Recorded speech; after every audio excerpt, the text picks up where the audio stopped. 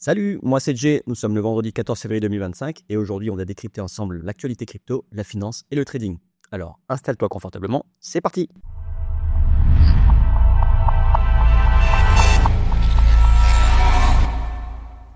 Et on commence tout de suite avec une vue d'ensemble sur le marché qui est plutôt mitigée puisqu'il y a à peu près autant de vert que de rouge, ce qui n'est pas totalement étonnant puisque le marché est littéralement en train de latéraliser, c'est ce qu'on va voir tout à l'heure sur les graphiques.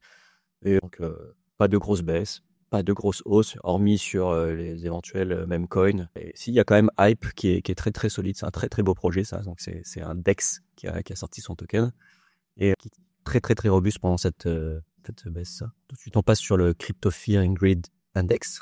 Donc nous sommes passés à 38 hier, nous étions à 40. C'est l'indice de la peur, hein. C'est ce qui permet de mesurer si l'avidité, la cupidité, mais également la peur et la panique chez donc les retail comme nous. Voilà. Alors, on voit que là, en gris, on a le prix du Bitcoin. Et en jaune-vert, on a donc l'index de la peur, Fear and Greed. Et on voit que c'est complètement décorrélé.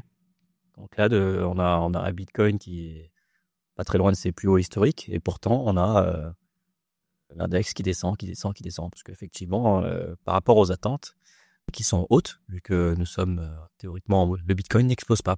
Il stagne en dessous des $100 000. Et du coup, ça crée de l'incertitude et de la peur.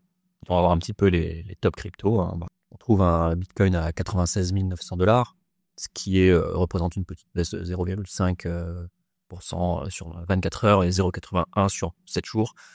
Donc vous voyez ce que je vous dis, c'est complètement en train de latéraliser. Hein. Alors là, on a l'impression que ça bouge beaucoup, mais en fait, ce sont des variations ridicules. On verra sur les graphiques tout à l'heure. Ethereum, pareil. Alors Ripple qui tient bien. Hein. Il y a eu pas mal de bonnes annonces par Trump notamment. Par son gouvernement, et le fait que Gary Gensler soit plus donc directeur de la SEC, puisque c'était lui qui a majoritairement bloqué l'évolution du Ripple, donc qui a fait 10%.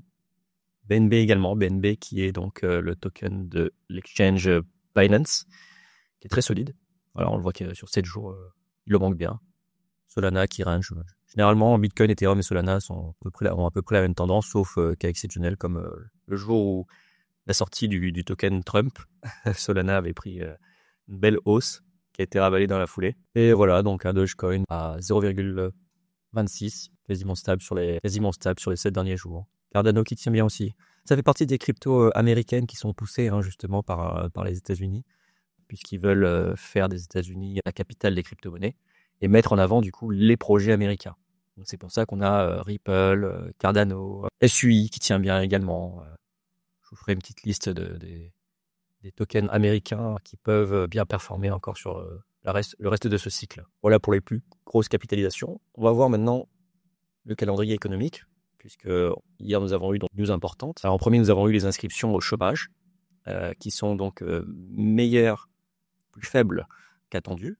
Alors meilleures, oui et non, parce qu'effectivement, il vaut mieux qu'il y ait moins de chômeurs aux États-Unis pour eux. En revanche, c'est un signe que l'économie va bien. Et donc, c'est un signe qu'il n'y a pas besoin de baisser les taux. Donc, ça encouragera Jérôme Powell, donc le président de la Fed. Président de la Fed qui est donc l'équivalent de la BCE en Europe. Donc, la Fed qui est la banque centrale des États-Unis. Jérôme Powell qui est son président. Et donc, ces chiffres le confortent dans sa position qu'il n'y a pas besoin de baisser les taux pour l'instant. Ensuite, le PPI, donc c'est l'indice de production des prix qui est en hausse. Et donc, ça veut dire qu'effectivement, il y a plus d'inflation. Et donc, s'il y a plus d'inflation, encore une fois, ça ne va pas dans le sens de la baisse des taux.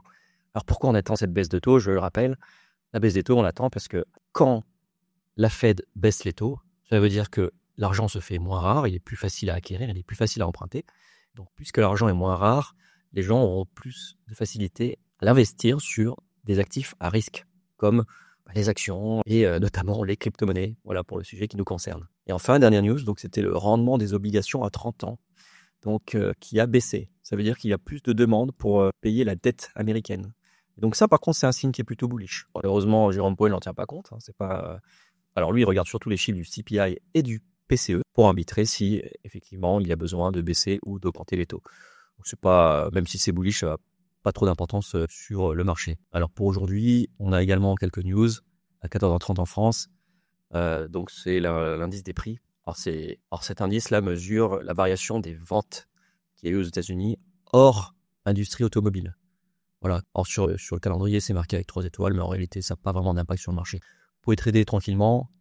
Vous ne devriez pas vous faire secouer sur cette session. En tout cas, pas à cause de ces chiffres. On passe maintenant aux news. Alors, hier, Donald Trump a tenu une conférence. Il a annoncé pas mal de choses, notamment qu'il allait instaurer des tarifs douaniers réciproques. Alors, qu'est-ce que ça veut dire? Ça veut dire que si des pays taxent les produits américains, les États-Unis taxeront les produits de ce pays à hauteur du pourcentage que ce pays taxe les produits américains. Alors, tout le monde crie au scandale, mais en réalité, je ne trouve pas ça déconnant. Ce n'est que la juste équité des choses. Donc, voilà, tout le monde est en panique. Ça n'a pas trop bougé les marchés, heureusement, mais la fois qu'il a annoncé qu'il haussait les taux, tout avait dumpé. Mais là, vraisemblablement, on verra sur la charte graphique, la session de New York d'hier a été plutôt très ennuyante.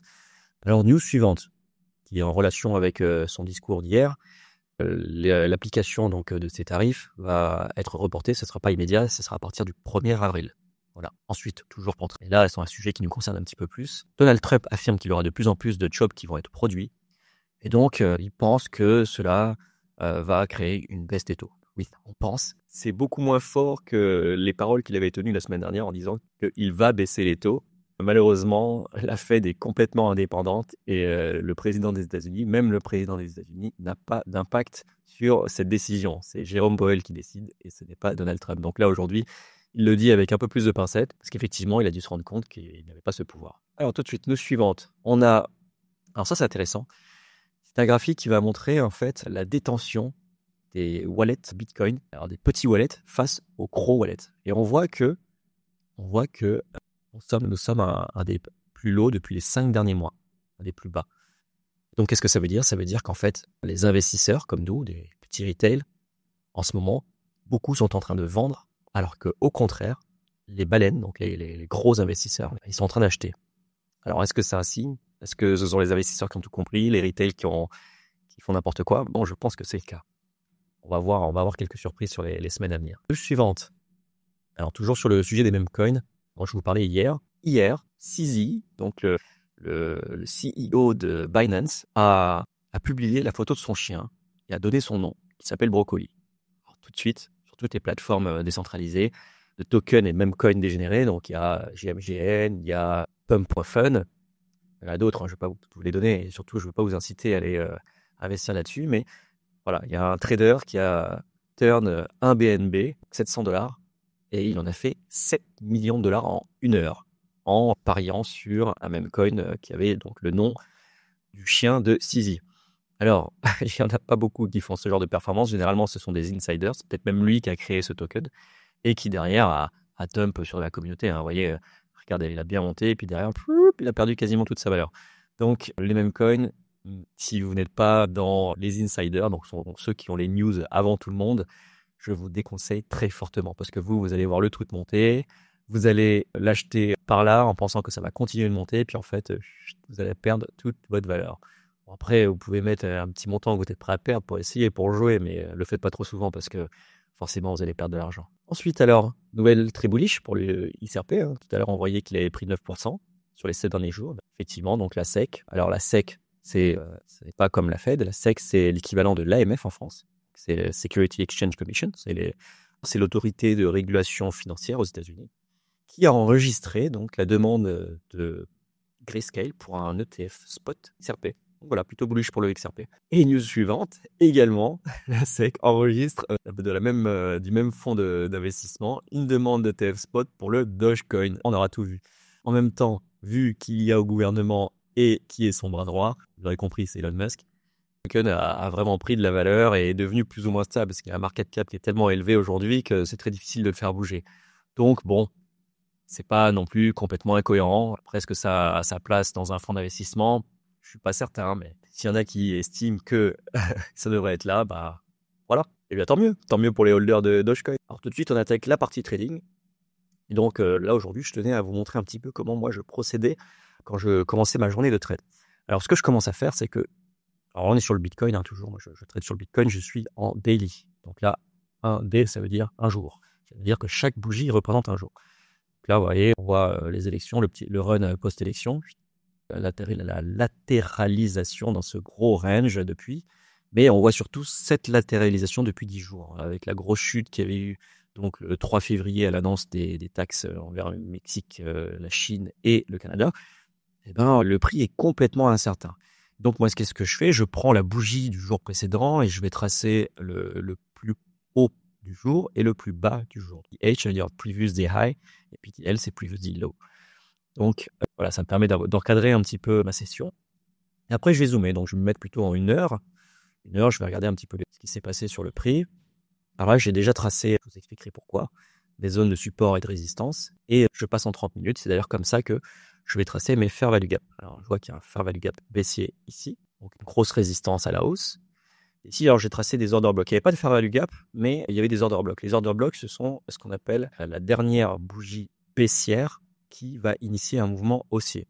À l'inverse, c'est quand on descend, c'est la dernière bougie haussière qui va initier un mouvement baissier. Voilà.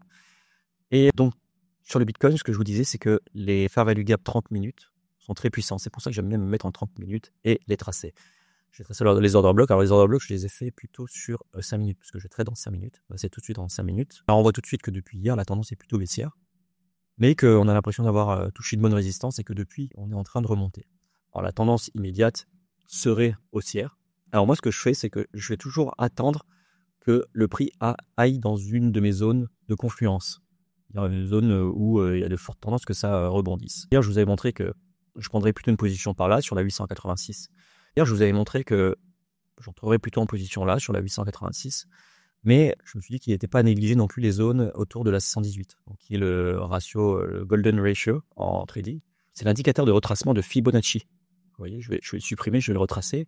En fait, il suffit de prendre comme ça, hop, on prend parce que là, on avait une tendance haussière, on prend le plus bas, on va jusqu'au plus haut, hop, et on la trace. Et donc, on peut voir où est le niveau de la 618, et voilà, on va l'étendre un petit peu. Donc, on sait qu'à partir de ce niveau-là, à peu près, ça va réagir. C'est la première confluence. La deuxième, du coup, j'ai été chercher, voir s'il n'y avait pas un order block, et donc, effectivement, on avait un order block bis, entre guillemets, donc, puisque c'est une petite montée, une petite descente, et après, une forte poussée haussière. Donc, du coup, j'ai été prendre la dernière bougie baissière avant cette impulsion haussière. Et alors forcément, cet order block est moins fort. Il y avait une probabilité que là, ça rebounce, mais ça pouvait très bien traverser. Si ça traversait, tant pis, je prenais ma perte et j'allais me repositionner ici.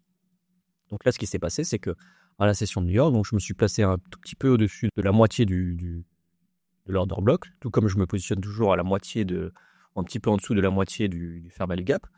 Et donc ici, très rapidement, j'ai eu raison. Alors, j'ai vraiment eu une entrée qu'on appelle pixel, parce que ça a vraiment touché tout juste mon entrée et ça a fini par monter. C'est monté très rapidement.